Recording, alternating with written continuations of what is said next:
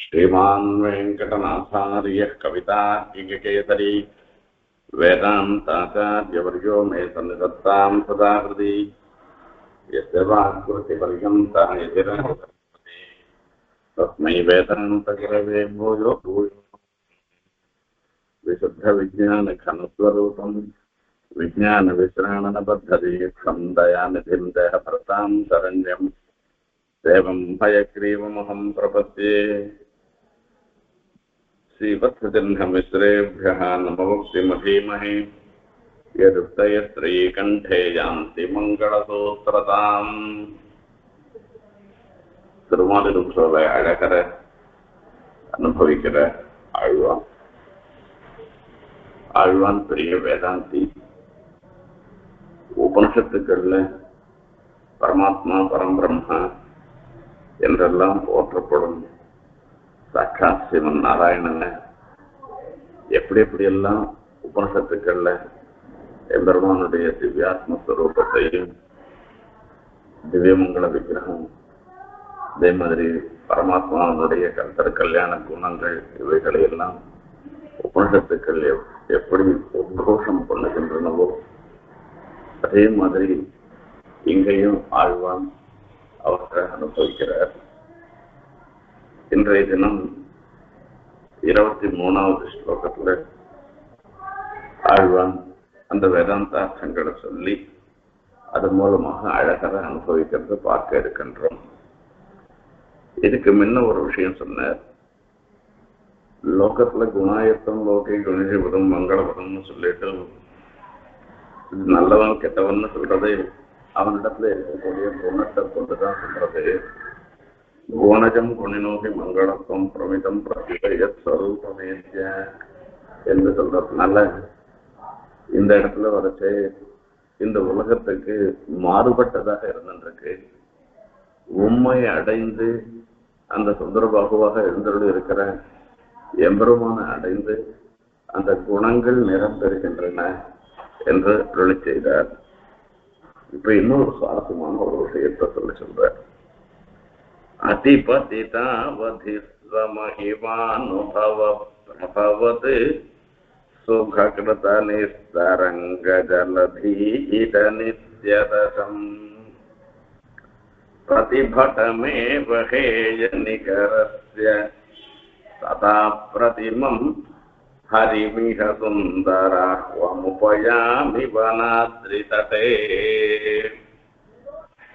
अतिपतितावधिस्वमहिमानुभवप्रभवत् सुखकृतनिस्तरङ्गजलधीरनित्यदशम्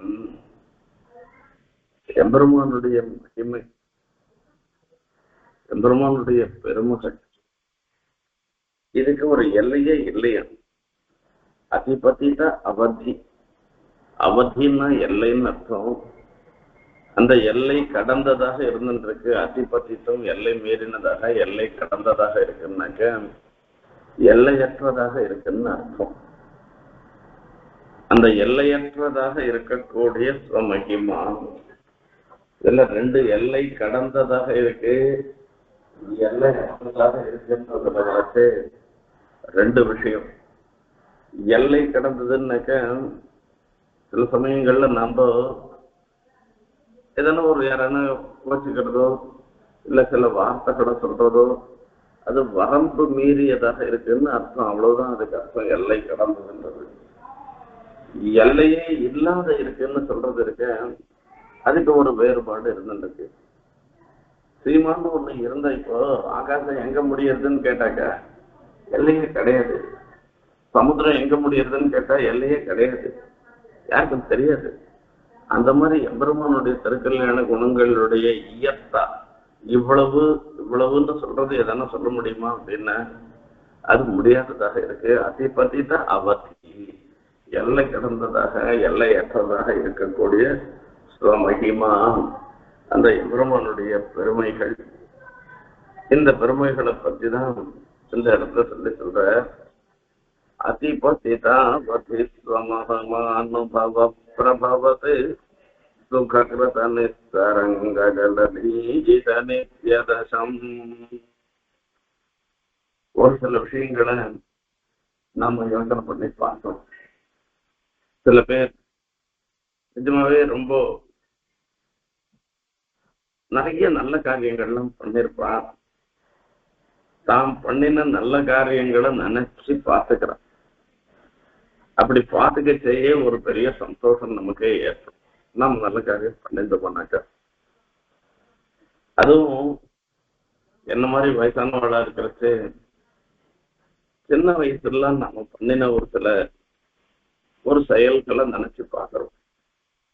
இப்ப நம்மளால செய்ய முடியாத இருக்கக்கூடிய நிலையில நாம பண்ணின செயல்களை நினைச்சு பார்த்துட்டோம்னாக்க, ஓ இப்படிப்பட்ட காரியங்கள்லாம் நான் கூட நிறைய பண்ணிருக்கோம் போல் இருக்குன்னு நினைக்க தோன்றது. இப்ப பெருமாளை பண்றோம், பாராயணம் பண்றோம், இந்த மாதிரி காரியங்கள்லாம் விடாத நாம எவ்வளவு பண்ணிருக்கோம் அப்படின்றது நினைக்கச்சேயே மனசுக்கு ஒரு சந்தோஷம் ஏற்படுறது.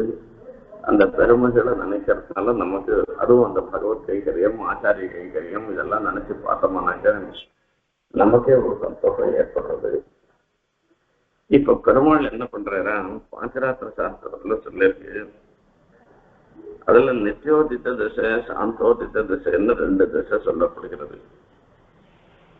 அந்த நித்தியோதித்த திசை அப்படின்னு சொல்லச்சே பெருமாள் தன்னுடைய வைபவத்தை தானே நினைச்சு பார்த்துண்டு அதை அனுபவிச்சு அது மூலமா ஒரு சந்தோஷத்தோட இருக்கிறது இருக்க, இது நித்தியோதித்த திசைன்னு சொல்றது. சாந்தோதித்த திசைன்னு சொல்றது என்னன்னா, தன்னை மாத்திரம் இல்ல தன்னுடைய விபூதியும் சேர்த்து அனுபவிக்கிறது. அந்த தன்னுடைய விபூதியும் சேர்த்து அனுபவித்து உகந்து இருக்கக்கூடிய ஒரு நிலை இருக்க, அதுக்கு சாந்தோதித்த திசைன்னு பேர். இப்ப இந்த நித்தியோதித்த திசையில வரைச்சே பெருமாள் எப்படி இருப்பேன்றத பார்க்கணும். தன்னை மாத்திரம் தான் அனுபவிக்கிறதுன்றது எப்படி, அது அப்படி கூட ஒண்ணு வருமா, இது கைவல்ய அனுபவமா என்றெல்லாம் ஒரு கேள்வி கேட்கலாம். கைவல்ய அனுபவத்துக்கும் இதுக்கும் வேறுபாடு இருக்கு. கைவல்ய அனுபவம்ன்றது ஜீவாத்மா தன்னுடைய ஆத்மஸ்வரூபத்தை நினைக்கிறது இருக்க, அது கைவல்ய அனுபவம்ன்றது. இங்க சாந்தோதித்தம் நித்தியோதித்தம்னு சொல்லக்கூடிய இந்த நிலைகள்லாம் பரமாத்மா அனுபவத்தை சொல்ற. இந்த பரமாத்மா அனுபவம் இருக்க, பரமாத்மாவுக்கு ஏற்படக்கூடிய ஒரு அனுபவம் பெருமாள் தானே நினைச்சு பார்க்கணும். சில சமயங்கள்ல நமக்கே கூட அந்த ஒரு நிலை ஏற்படுது, அதனால ஒரு சந்தோஷம் ஏற்படுறது. அதனால ஒரு அனுபவம் அசாதாரணமாக விவரிக்க முடியாத ஒரு அனுபவம் நமக்கு ஏற்படும். அந்த மாதிரி இதெல்லாம் பெரிய அச்சீவ்மெண்ட் பண்ணியிருந்தவனா இருந்தான்னாக்கா அவனுக்கு வரப்போறது, ஒண்ணுமே பண்ணாதவனுக்கு அது எதுவுமே வரப்போறது இல்லை, எப்பவுமே வரப்போறது இல்லை. அதை பத்தி அவளை பத்தி நாம விசாரப்பட வேண்டிய அவசியமே இல்லை. இந்த இடத்துல அதிபதிதாவதிஸ்வ மகிமானுபவ பிரபவதி சுககிருத நிஸ்தரங்க ஜலதீத நித்யதசம். அதுல ஒரு சுவாரஸ்யமான ஒரு விஷயம். இப்ப இந்த மாதிரி நிலையில பெருமாள் எப்படி இருப்பேன், தன்னுடைய அளவு கடந்த பெருமைகளை அவர் மாத்திரம் அவரை நினைச்சு பார்த்துட்டு இருக்கிற திசையில அவர் எப்படி இருப்பேன் என்பதை பார்க்கிறோம். சமுத்திரத்துல பார்த்தோம்னாக்க கரையோரத்துல தான் அலைகள்லாம் இருந்துட்டு இருக்கும். அந்த சமுத்திர ஜலம் எப்ப பார்த்தாலும் பொங்கிட்டு இருந்துட்டு இருக்கும். இப்படி அலை அடிச்சுட்டு இருக்கிறதெல்லாம் இது கரையோரத்துல தான். நடு சமுத்திரத்துல போயிட்டோம்னாக்க அங்க ஒன்றும் இந்த மாதிரி எல்லாம் அலையெல்லாம் இருக்காதான். தெரியல, நான் போய் பார்த்ததில்லை. இருந்தாலும் போனவா சொல்றேன், இந்த சமுத்திரத்துல வரது அங்க சமுத்திர ஆழத்துல போயிட்டோம்னா இந்த டீப் சீன்னு சொல்றாங்க, அந்த மாதிரி இடங்கள்ல போயிட்டாங்கனாக்க இந்த அலையெல்லாம் அதிகமா இருக்காது, அது பாட்டுக்கு நிச்சலமாக இருந்துட்டு இருக்கும்னு சொல்றாங்க. இதே விஷயத்த இவரே வரதராஜ சமத்துல அருளை செய்திருக்க. பிரசாந்தானந்தாத்மானுபவஜ மகானந்த மகிம பிரசக்த தைமித்யானுகிருத விதரங்கார்ணவதசம். ஆனந்த அனுபவம் இருக்கு. ஆனந்தோ பிரம்மே திவ்யஜானாதே. அந்த பிரம்மத்தை சொல்லச்சே ஆனந்த ஸ்வரூபமாக இருக்குன்னு சொல்ற. இது சத்தியம் ஞானம் அனந்தம் பிரம்ம. இது சத்தியம், அது சத்தியமாகவும் ஞானஸ்வரூபமாகவும் அனந்தமாகவும் அந்த பரபிரம்ம இருக்குன்னு சொல்ற மாதிரி ஆனந்த ஸ்வரூபமாகவும் அந்த பரமாத்மா பரபிரம்ம இருக்கேன்னு சொல்றது. ஆனந்தோ பிரமிஷே திவ்யஜானாத்துன்னு சொல்லி சொல்ற. அந்த ஆனந்தம் இருந்துருக்க அது பெருமாளுக்கு அவருக்கே அனுபவிக்க கூடியதா இருக்கு. இவர் ஆனந்த ஸ்வரூபமான இருக்கு. ஸ்வகீயமான ஆனந்தம், தன்னுடையதான ஆனந்தத்தை அனுபவிக்கச்சே அது எப்படி இருக்குன்னு கேட்டோம்னாக்க பிரசக்த தைமித்யானுகிருத விதரங்கார்ணவதசம் என்பதாக சொல்ற. அதாவது நிச்சலமாக இருக்கக்கூடிய ஒரு சமுத்திரம், அந்த சமுத்திரத்துல அலைகள் ஓஞ்சி சமுத்திரம் இருக்குமா என்ன கேட்டோம்னாக்க அது சமுத்திரம் இப்போ சமுத்திரத்துல அலைகள் ஓஞ்சி இருக்கிற ஒரு திசை ஒண்ணு இருந்ததுன்னாக்க அந்த மாதிரி ஒண்ணுமே கிடையாது. இது அபூதோபமை என்றதாக சொல்லுவார். உபமானத்துல சொல்லச்சு அபூதோபமா என்பதாக சொல்றது.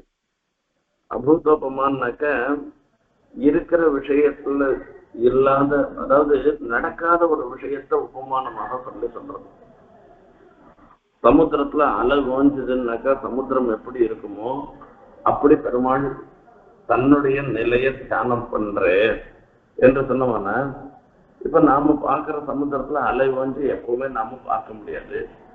அப்ப இல்லாத ஒரு விஷயத்த நாமளா ஒரு கல்பனை பண்ணிட்டு அந்த கல்பனையால ஒரு இப்படி இருக்குமோன்னு நினைச்சிட்டு அந்த ஏரி குளத்தை தான் நினைச்சுக்கணும். அந்த இடத்துல அந்த ஏரி குளம் மாதிரி சமுத்திரம் இருக்கும் போல் இருக்கு, பெரிய நீர்நிலையா இருக்கும் போல் இருக்கு, அப்படி ஒரு பெருமாளுடைய எண்ணம் இருக்கும்னு எல்லாம் நாம நினைச்சுக்கணும். இந்த மாதிரி ஒரு எண்ணத்துக்கு வரச்சே இது அபூதோபம்னு சொல்றது. நீலாச்சலோதித நிஷாச்சல பாஸ்கராதின்னு சொல்லி இதுல வரச்சே தேவநாயக பஞ்சாசத்துல பெருமாள் தேவநாதன் சங்கம் சக்கரம் ரெண்டையும் சமர்ப்பிச்சுருக்காரு. சங்கம் சக்கரம் ரெண்டையும் சமர்ப்பிச்சுருக்கிறது எப்படி இருந்துருக்குன்னாக்க ஒரே சமயத்துல சூரியனும் சந்திரனும் உதித்தா மாதிரி இருந்துருக்கான். அதுவும் ஒரே இடத்துல சூரியனும் சந்திரனும் ஒரே சமயத்துல உதித்தா மாதிரி இருந்துருக்கிறது இருக்கேன்னு சொல்ற. சூரியனும் சந்திரனும் ஒரு மலையில ஒரே சமயத்துல உதிக்கிறதுன்றது சாத்தியமே இல்லை. சூரியன் அஸ்தமனம் போயிடும் வெவ்வேறு சமயத்துலதான் இதுவாகுது. இப்போ சூரியனும் சந்திரனும் ஒரே சமயத்துல உதயமாறுதுன்றது வரைக்கும் அது அமாவாசை இல்லை, இன்னைக்குதான் அது வரும். அதே மாதிரி சூரியன் அஸ்தமன காலத்துல சந்திரனுடைய உதயம்ன்றது பௌர்ணமி இன்னைக்குதான் வரும். அப்ப சூரியனும் சந்திரனும் ஒரே சமயத்துல உதயமாறுற இடம் இருக்க அது நம்மளால பார்க்க முடியாது, அது பார்க்கவும் இருக்கவும் முடியாது. இந்த ஒரு அஸ்ட்ரானமி பிரகாரம் பார்த்தோம்னாலும் கூட ஆகையால இப்ப சாத்தியமே இல்லாத ஒரு விஷயத்த சொல்லி பெருமாள் சங்கமும் சக்கரமும் தரிச்சுட்டு இருக்கிறான் தேவநாதன். அந்த நீலாச்சலத்துல சூரியனும் சந்திரனும் ஒரே சமயத்துல உதித்தா மாதிரி சூரியன் மாதிரி தேஜஸோட இந்த பெருமாளுடைய சக்கரத்தாழ்வாரும் அந்த சங்கம் சந்திரனுடைய தேஜஸ் ஆட்டம் பாஞ்சஜன்யமும் சமர்ப்பிச்சுருக்கேன்னு சொல்ற. இது அபூதோபம். இந்த மாதிரி நடக்கவே நடக்காது. அதை நம்மளா ஒரு மனசுல ஒரு கல்பனை பண்ணிட்டு பண்றது. இப்ப நிஸ்தரங்கமாக இருந்துருக்கிற அதிபதிதாவதி ஸ்வமகிமானுபவ பிரபவத்து சுககிருத நிஸ்தரங்க ஜலதீத நித்யதசம். நிஸ்தரங்க ஜலதீத நித்யதசம். நிஸ்தரங்க அல்ல, தரங்கம்னா அலை, அலையே இல்லாத ஜலதீதம் ஒரு சமுத்திரம் மாதிரியாக இருந்திருக்கிற ஒரு நிச்சயதசம்னு சொன்ன. இப்போ இது அபூதோபமையா இல்ல இந்த உபமைன்றது வருமா அப்படின்னு கேட்டா இது வரக்கூடியதுதான். இது அபூதோபமை இல்லை. அந்த சமுத்திரத்துல பார்த்தோம்னாக்க நடுவுல போயிட்டோம்னாக்கா அந்த இடத்துல அவ்வளவா அலையெல்லாம் இருக்காது. அது தரங்கமே இல்லாத அப்படியே பிரசாந்தமா அந்த ஜலம் இருக்குமா, அந்த மாதிரி இருக்குன்னு இதை அனுபவிக்கணும் சொல்ற. இப்படிப்பட்ட ஒரு அனுபவம் நினைச்சே பார்க்க முடியாத ஒரு விஷயம். அது பெருமாள் பக்தருக்கே ஏற்படக்கூடிய ஒரு விஷயம். ஆகையால அதிபதிதாவதிஸ்வமகிமானுபவ பிரபவது சுககிருத நிஸ்தரங்க ஜலதீத நித்யதகம்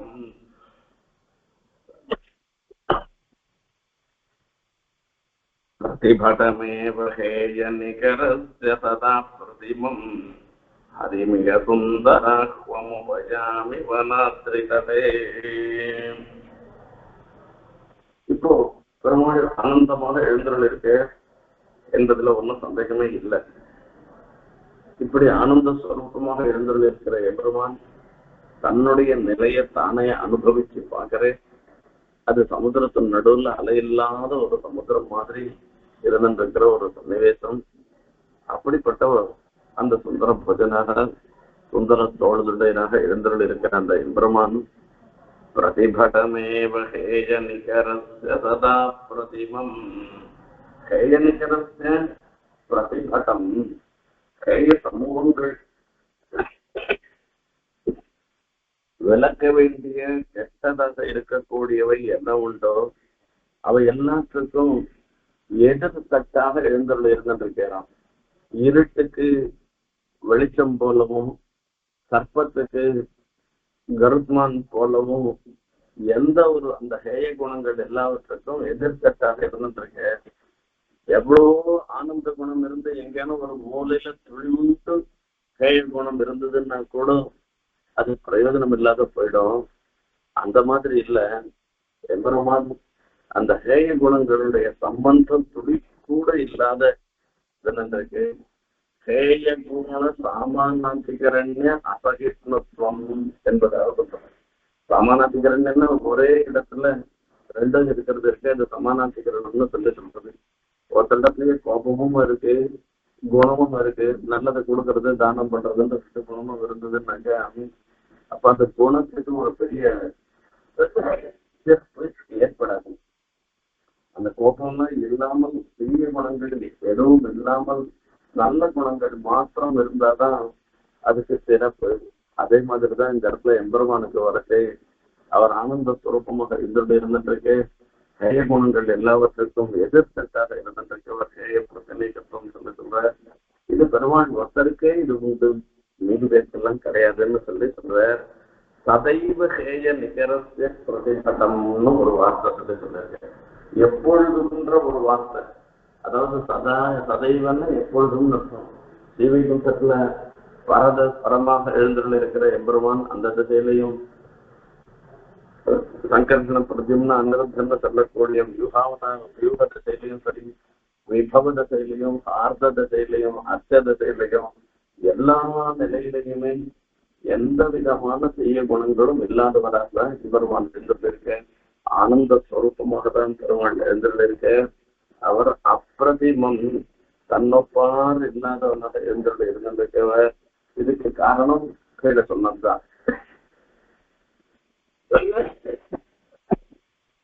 ஹேய பிரச்சனைகள் கல்யாண தானத்துவம் ஹேய குணங்களுக்கு எதிர்த்தட்டாக இருந்து கொண்டு கல்யாண குணங்கள் எல்லாவற்றுக்கும் இருப்பிடமாக இருந்திருக்கிறதுதான் முக்கியமாக சொல்லப்படுகிறது. அப்படிப்பட்ட அந்த எம்பெருமான் ஹரிமிக சுந்தராத்வமுபயாமி வனாத்ரிதடே, இப்படிப்பட்ட பெருமைகளை உடைய அவருக்கு சமானமாக இன்னொருத்தர் இல்லாதவராக இருந்திருக்கிறவர் என்பதாக சொல்லி சொல்றார். எந்த விதத்திலையும் அவருக்கு சமமானவள் யாரும் இல்லை. இந்த குணங்கள்னாலேயோ திவ்யமங்கல விக்கிரகத்தினாலேயோ திவ்யாத்மஸ்வரூபத்தினாலேயோ எதனாலையும் கிடையாதுன்னா முக்தார் நித்யாண்ணான் கூட இருக்காங்க. அவள்லாம் கூட ஹேய குணங்கள் இல்லாதவனுக்கு தானே இருந்துருக்கா. ஆகையால இது பெருமாளுக்கு சொல்றது அசாதாரணமானதாக எப்படி சொல்ல முடியும்? பெருமாளுக்கு மட்டுமே தான் இந்த மாதிரி நிலை இருக்குன்னு எப்படி சொல்ல முடியும்னு ஒரு கேள்வி வருது. அதுக்கு சமாதானம் என்னன்னு கேட்டா, முக்தாரெல்லாம் ஒரு காலத்துல இந்த சம்சார தசையில இருந்த பொழுது ஹேய குணங்களுடைய சம்பந்தத்தோட தான் இருந்திருக்கா. அப்புறமா உபாயம் பக்தி பிரபத்தின்ற உபாயத்தை அனுஷ்டிச்சு அந்த பெருமாளுடைய அனுகிரகத்தினால அவளுக்கு இந்த திசை ஏற்பட்டிருக்கு முக்தாளுக்கு. நித்தியர்களுக்கு என்னன்னு கேட்டேன், அவளுக்கு சுவாபாவிகமானது கிடையாது, பெருமாளுடைய சங்கல்பம்.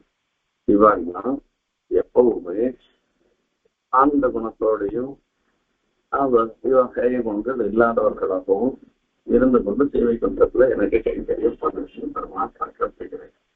அதனால அவளுக்கு வந்திருக்கு, சொத்தகா அவளுக்கு வரல.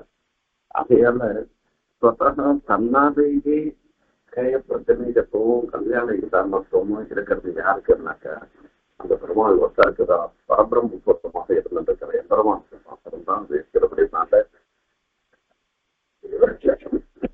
எங்கெங்கெல்லாம் எம்பெருமான் ராட்டியும் சேர்த்துதான் சொல்லணும்.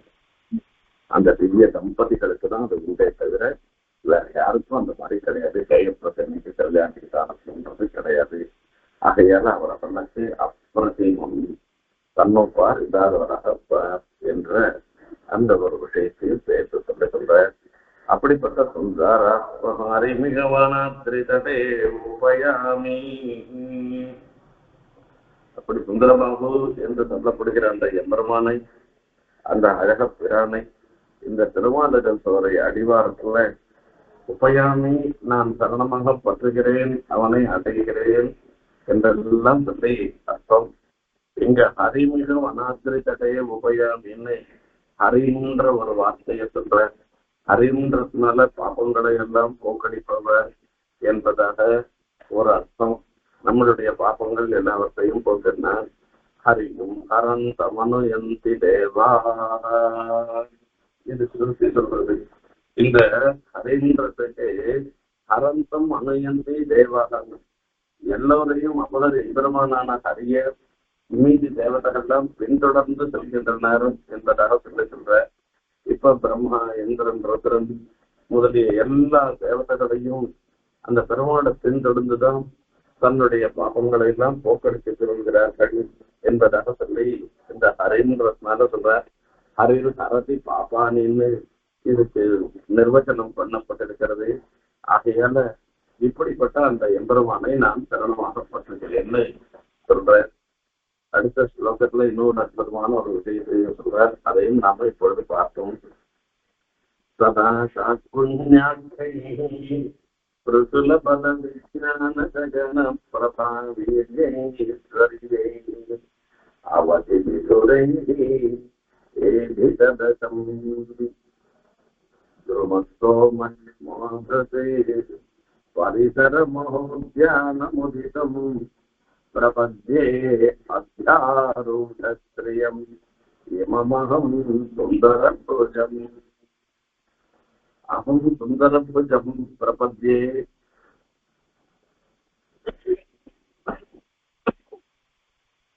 சுந்தர திருத்தோளுடையனாக எழுந்துள்ளிருக்கிறேன் அந்த எம்பெருமானை நான் சரணமாக அடைகிறேன் என்று சொல்ற. அத்தியாரூಢஸ்ரீயம் இவம் சுந்தரபுஜம் அஹம் பிரபத்யே. அத்தியாரூಢஸ்ரீயம் அத்தியாரூಢஸ்ரீயன்றது இவன் விஷயத்துலதான் ஐயா சொல்லுது. ஏறு திருவுடையான் என்பதாக அந்த எம்பெருமானுக்கு திருநாமம். அந்த ஏறு திருவுடையனாக எழுந்திருக்கிற அந்த சுந்தர தோளுடையனாக எழுந்திருக்கிற அந்த எம்பெருமானை நான் சரணமாக பற்றுகிறேன் என்று சொல்ற. அத்தியா பிரபத்யேத்யாரூಢஸ்ரீயம் இமம் அகம் சுந்தரபஜம் இமம். நேர எழுத சேவை சாட்சியிருக்கிற அந்த பெருமான கையை காண்பிச்சு இந்த சுந்தர பாபுவை நான் சரணமாக பற்றுகிறேன்னு ஆழ்வான் சாதிக்கிற. இந்த சுந்தரபாபு எப்படி என்று சொன்ன. சதா சாத்புண்யாக்கை மிருதுல பல விஜான. சாத்புண்யம்னு சொல்லி சொல்ற. இந்த பகவத் சப்தத்துக்கு பகவான்ன்றதுக்கு ஞான பல ஐஸ்வர்ய தேஜ சக்தி தேஜஸ்ன்னு சொல்லக்கூடிய 6 குணங்கள் இருக்க. அதுதான் ஷட்குண்யம். 6 குணங்களுக்கு ஷட்குணம்னு சொல்லி சொல்ற. அந்த 6 குணங்கள் நிரம்பி இருக்கிறதுனாலதான் அவருக்கு வருஷம். அவதி விதுரைகி ஷட்குண்யாக்கை. நம்மளுக்கு கூட ஒரு ஞானம் இருந்துட்டு இருக்கு. நமக்கும் ஞானம் இருக்கு, பலம் இருக்கு, வீரியம் இருக்கு, ஐஸ்வர்யம் இருக்கு, தேஜஸ் இருக்கு, எல்லாம் தான் இருந்துட்டு இருக்கு. ஆனா நம்மளுடைய இதெல்லாம் பரிமிதமாக இருக்கு, கொஞ்சம் கொஞ்சம் தான் இருந்துட்டு இருக்கு.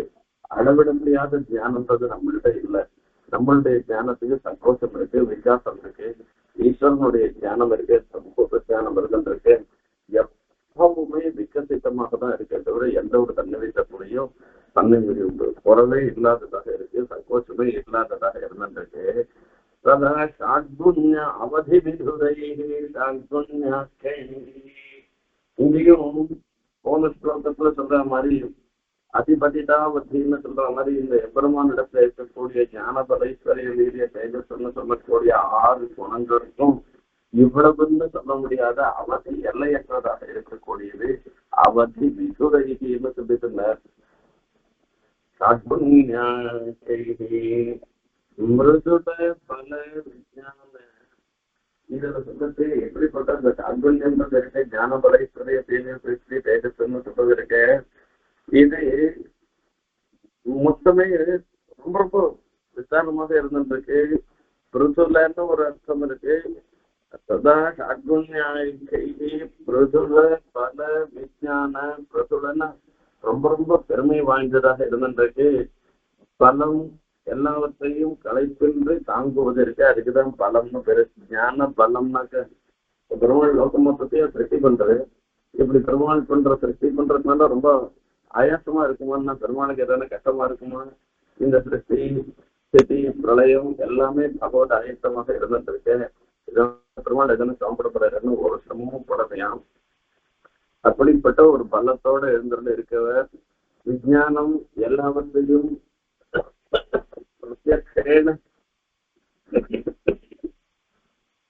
பெருமாள் எல்லாவற்றையும் சதா ஸ்வதஹம், அதாவது தானே ஸ்வதஹா தானே எல்லா சமயத்திலையும் பிரத்யட்சத்தினால நேரடியாகவே பார்ப்பவராக இருந்திருக்கிறாரா. அப்படிப்பட்ட அந்த பெருமான் ஞானம், அப்படிப்பட்ட ஞானம் பெருமாளுடைய தர்மபூத ஞானத்துக்கு எப்பவுமே சந்தோஷம் கிடையாது. அதையல்ல சாமர்த்தியம் எல்லாவற்றையும் முடிக்கிற சாமர்த்தியம் உண்டு. பிரபா அவருடைய தேஜஸ் இருந்துருக்கு. இப்ப சூரியனுடைய தேஜஸ் வந்ததுன்னா அது எதிர ஒரு விளக்கு ஏற்றி வச்சோம்னாக்கா இந்த விளக்கெல்லாம் மங்கி போன மாதிரி இருக்கும், அதுக்கு ஒரு பிரகாசமும் தெரியாது. அந்த மாதிரி பெருமாளுடைய தேஜஸுக்கு எதிர சூரியனுடைய தேஜஸும் தேஜஸாக இருக்காது. வீரியம் எல்லா தமிழகத்துல எந்த விதம் மாறுபாடு இல்லாமல் எல்லாவற்றையும் மேல் விஷயங்கள்ல மாறுபாடு அடைய செய்தவராக இருக்கின்றவர். ஐஸ்வர்யம் நாதனாக இருப்பது இது எல்லாமே எம்பெருமான இடத்துல இருந்திருக்கிறது. ஏதிதம் என்பதாக சொல்லி சொல்ற. இது எல்லாம் மேல மேல வெளிஞ்சி இருக்கக்கூடிய ஒரு திசையில சதா அப்படிப்பட்ட எப்பொழுதுமாக அந்த ஞானபரை பெரிய வீரசக்தி தேஜஸ்ன்னு சொல்லக்கூடிய இந்த சாந்துண்ய பூர்த்தியோட இங்க இருக்கிற அந்த பெருமானை குருமஸ்தோமட் மாபிரதே பரிசர மகோத்தியான முதீதம். அப்படி இருந்திருக்கிற எம்பெருமானம் இந்த திருவாதிரம் சோழ மலையினுடைய பரிசரம், அந்த தாழ்வரைகள்ல அமைந்த உத்தியானம், அங்க இருக்கக்கூடிய நிறைய இருக்கக்கூடிய திருவாதிரம் சோலை, அந்த சோலைகள் அதுக்கு ரொம்ப சந்தோஷமா இருந்துருக்கான். மாயாவி பரமானந்தம் தெக்வா வைகுண்டமுத்தமும் சுவாமி புஷ்கரணி தீரை ரமயா சகமோதத்தைன்னு அந்த திருவேங்கடத்துல இருக்கிற எம்பெருமான சொல்லி சொல்றோம். அவர் மாயாவி, ஆச்சரியமான சக்தியை உடையவர் அப்படின்னு ஒரு அர்த்தம். அவருடைய எண்ணத்தை யாராலையும் அறிந்து கொள்ள முடியாதவராக இருந்திருக்கவர் அவர் மாயாவி. ஸ்ரீவைகுண்டத்துல எவ்வளவோ சுற்றங்கள்லாம் உள்ளன, அது எல்லாத்தையும் விட்டுட்டு ஸ்ரீவைகுண்டத்தை காட்டிலும் இந்த பனியும் வெயிலும் குளிருமா இருந்துட்டு இருக்கிற திருவேங்கட மலைய உகந்து இந்த இடத்துல நான் இருக்கேன் அப்படின்னு சொல்றாராம். ஆகையிலதான் அவரை மாயாவின்னு சொல்றார். பரமானந்தம் வைகுண்டம் உத்தமம் வைகுண்டம், எல்லாவற்றை காட்டிலும் உத்தமமா இருக்கிற ஸ்ரீவைகுண்டத்தையும் விட்டுட்டு நீங்க வரையணும். இப்ப சுவாமி புஷ்கரணி தீரே ரமையா பரமோதத்தை மாத்திரம் இல்ல, இவர் போற இடத்துல தான் பிராட்டியும் உண்டாக்கணும். அங்கே பெருமாள் தாயார் 2 பேருமே அதையும் விட்டுட்டு இந்த இடத்துல இன்னும் ரொம்ப சந்தோஷமா எழுந்துட்டு இருக்கேன்னு சாதிக்கிறார். அந்த மாதிரி பெருமாளுக்கு இங்க ஸ்ரீவைகுண்டத்துல இருக்கக்கூடிய ஒரு நிறைய காட்டிலும் இந்த திருமாதிரசோலை மலையில இருக்கிறதுனால அது தன்னுடைய வாசஸ்தலமாக கொண்டிருக்கிறதுனால அவருக்கு ரொம்ப சந்தோஷமா அத்தியாரூட ஸ்திரியம் சுந்தர புஜமிவம் மாம் பிரபத்தே. ஏழு திருவிடையானாக எழுந்திருக்கிற இந்த சுந்தரபஜம் சுந்தர திருத்தோடினை நான் சரணமாக அடைகிறேன் என்பதாக இந்த ஸ்லோகம் மூலமாக அனுபவிக்கின்ற அதையால இன்னைக்கு நாம பார்த்த 2 ஸ்லோகங்களால சொல்லப்பட்ட விஷயம் என்ன என்று கேட்டால், பெருமாளுடைய ஒரு ஆத்மானுபவத்தை முதல் ஸ்லோகத்துல சொல்லுகின்ற அந்த ஆத்மானுபவம் ஆனந்தானுபவம். அந்த ஆனந்தானுபவம்ன்றது எல்லையற்ற ஆனந்தானுபவம். அந்த எல்லையற்ற ஆனந்தானுபவம்ன்றது சமுதிரத்தின் நடுவுல இன்னைக்கு தரங்க அலை இல்லாமல் சாந்தமாக இருக்கிற சமுதிரத்துக்கு எப்படி இருக்கும் அந்த மாதிரி பெருமாள் அனுபவிக்கின்றேன்னு 23வது ஸ்லோகத்துல சொன்னேன். பெருமாண்டத்துலதான் பூர்த்தின்றது உண்டு. அந்த சாக்குண்ய பூர்த்தியோடு எழுந்திருக்கிற அந்த எம்பெருமான் இந்த இடத்துல பெருமாள் சோலையை தன்னுடைய வாசஸ்தானமாக கொண்டு சந்தோஷமாக இங்க எழுந்திருக்க அப்படிப்பட்ட சுந்தர பாபு ஏறு திருவிடையான் என்றெல்லாம் சொல்லக்கூடிய அந்த எம்பெருமானை நான் சரணமாக பற்றுகிறேன்னு இந்த 2 ஸ்லோகங்களால ஆழ்வான் மங்களாசாசனம் பண்ற அந்த ஏறு திருவிடையானுடைய அனுகிரகம் நம்ம எல்லாரும் கிடைக்கணும்னு பிரார்த்தனை பண்ணிட்டு விடைபெறுகிறேன். கவிதா ஸ்ரீசன் ஆய கல்யாண சுமதாரினே வெங்கடேசாய வேதாந்த குரவே நமக.